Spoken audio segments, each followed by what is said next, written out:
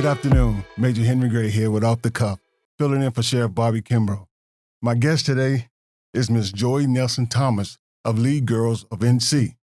Good afternoon. Good afternoon. For our viewers, please tell us about Lead Girls. So Lead Girls, we're a non-for-profit that works with at-risk middle school girls. So we work directly in Title I schools, focusing on those four fundamentals. So awareness, leadership, communication, and long-term perspective for girls. We utilize an evidence-based model, so we are being very intentional with our efforts with girls to really move the needle and support them. If you can walk me through, how are these at-risk girls chosen, or you gather these young women?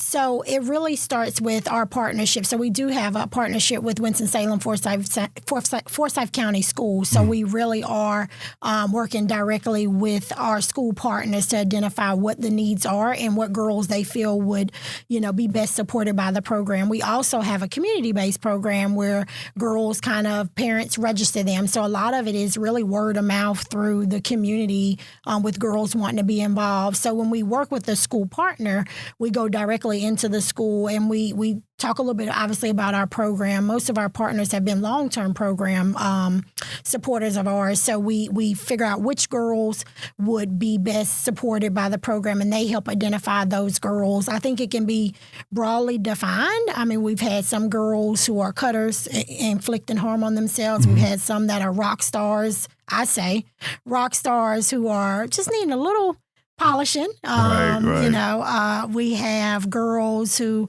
are coming from broken, or I should say, very disadvantaged homes. We have, so it is very broadly defined, but primarily our program is Black and brown girls. So tell me, every successful program starts off with a vision. So how did you come up with this vision? That's funny you ask. I always say it's threefold for me, or trifold for me.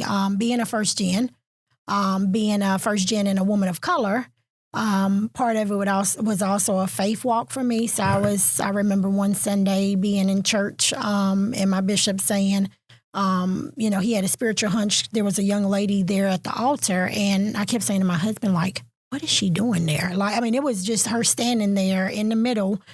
And so he had a conversation. He said her friend tried to take her life the night before and was in ICU.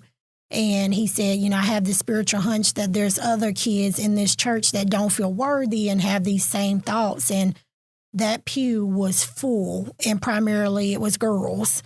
And so I looked to my husband and I said, it's time for me to move. And so I walked away from a full-time career to self-fund this organization the first year. And then the other part is, right when I was a junior in college, I started raising a friend of the family daughter and just her challenges. And so just seeing what really can transpire for someone when they have a level of support, right, and not falling through the cracks. And so, it was a vision, and it's been an amazing journey, 6 years. So tell me, I know some of the challenges being in the community where I hate to use, for lack of a better word, we take them out of a situation, but we know that once we mentor them and give them these things, that all of a sudden they go back to where we took them from. So how do you deal with that challenge? Yeah, so I like to think of it as these skills are transferable. We can take someone out of their environment, but that's their environment. So how do they thrive in that environment? We're not rescuing, girls from their community. That's who they are. But that does not mean that has to be your long-term future. Right. I like to think of it as that each challenge or each journey that we go through prepares us for our next steps. But how do we make sure somewhere during that transition and that journey, that girls are prepared, that they're given the skills to be able to say, you know what, I've seen people, cuss you out, but I know that there's something different. So I don't even have to entertain you because I know there's something bigger for me. So to some degree, it's letting letting a girl see that there's something else, and that there's endless possibilities out here, even when we know in our community that there's some girls and students that haven't seen outside of their neighborhood, but that there's something else. So sometimes it's not removing, but it's really allowing a girl to see that there is something even outside of this that you can accomplish, and that there's somebody that believes in you and knows that you can accomplish it, and let us help you, figure out what that is. And that's a great segue, because I know a young man don't know how to be a man until you see one, and a young child don't know what a woman looks like until they see one. So what kind of mentorships or what do you do so they can see what a young woman looks like? So I think there's a couple things. So because we utilize an evidence-based model, so the curriculum that we utilize is rooted in decades of research, and it's proven to really work. And when I say work, to really help girls transpire into something else. So they really walk out feeling confident in saying no to certain situations. They really walk out with a sense of self-worth.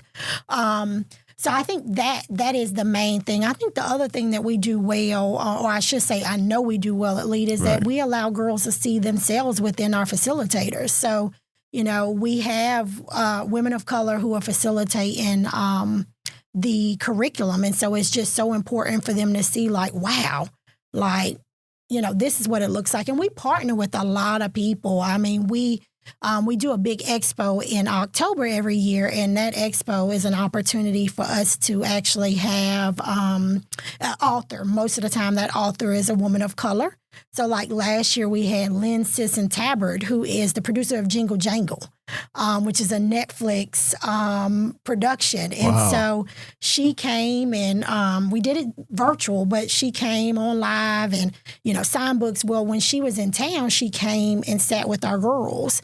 And so like just those opportunities to see other women that look like you, that's doing something amazing, is a game changer. And we all have a background. Right. And so just seeing that, okay, wow, there is something, even if this is what it looks like now, that there is something else. Well, here's your plug. When is your next expo? So our next expo is actually October 29th. So really excited. We're going to have it at Salem College again. And so a lot of information will start to come out. We typically have 100 girls plus their parents. Wow. And we normally, I want to say, because it's actually a free event.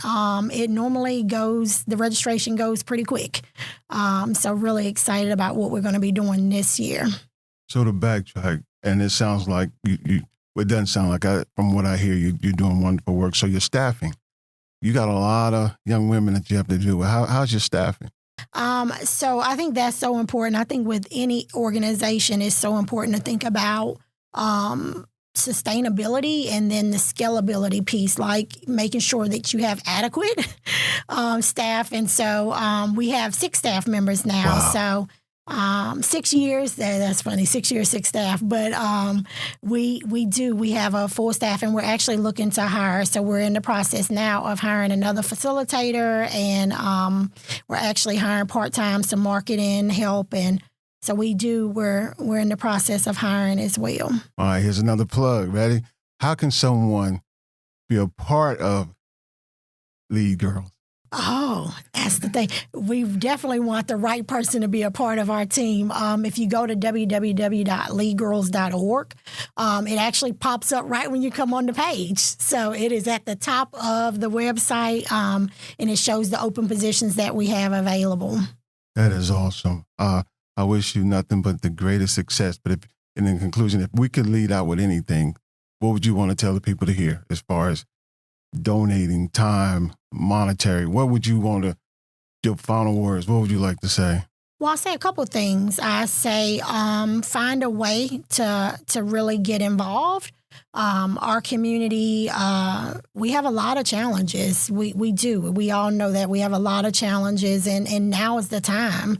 Our youth need us more than ever. I say girls are the world changers. I know our saying is change a girl, change a community, change the world.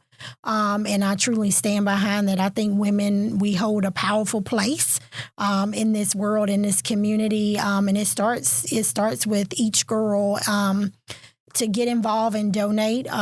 We have a lot of great supporters that are back in our organization, and we're so grateful for that. You can contact us on the website, and I would love to sit down and have a talk with you. So I would say I leave with find a way to get involved. Our youth, this is now is not the time to just sit back, but now is the time to get involved, step up. We know that there's a lot of challenges here in this community around youth, and so now is the time to show them something different. And so get involved. And this may be out of order, but I always believe that if you have to look further than your kitchen table for a role model, you're looking too far. Mm-hmm. So how do you engage the parents before we leave? How do you engage the parents to stay with it? And if you have a parent out there that's struggling with those decisions, how can they contact you? How can they get some help? Because a lot of times we don't know we need help. Yeah, I think really we do a couple things with the parents. So we have opportunities during the summer that the curriculum that we're doing with the girls, we mirror that with the parents. And I think I want to be very clear that not everybody has a parent. Some girls are being raised by grandparents and siblings. And so whoever's involved, I think our community is loaded with resources and connections. Don't be afraid to find your village. You can't do it alone. And we can't be all things to everybody, but what we can do is our staff is equipped to support our girls and families. And we spend a lot of time finding out what the resources are. And if a parent comes to us or a guardian comes to us, that's how we approach it one by one. But I would just say to our parents, it is tough. I have a 2-year-old and I'm running an organization. I'm a wife. I'm a sister, a daughter. It is tough. Find your village and don't be afraid. Like, you don't have to do this thing alone, and it's okay to ask for help, but find your village. Utilize the resources in town, no matter what they are. Don't be ashamed of them and lean in to help. None of us get where we are without somebody pulling us up or pushing us to do something that we don't want to do. So just find your village and lean in to help. And it's hard. It is hard. And I can imagine when my son becomes a teen, I'm going to have to make sure he's not, rough him up or whatever the case is to keep him in line. He's already thinking he's the boss. So, just find your village and know that you're not alone. And you have so many people rooting for you and your corner cheering for you. So keep moving forward. Well, I appreciate this time. And I wish that, I pray that the Creator continues to shine on your vision. Thank you. And thank you for what you do in the community. Thank you. Thank you.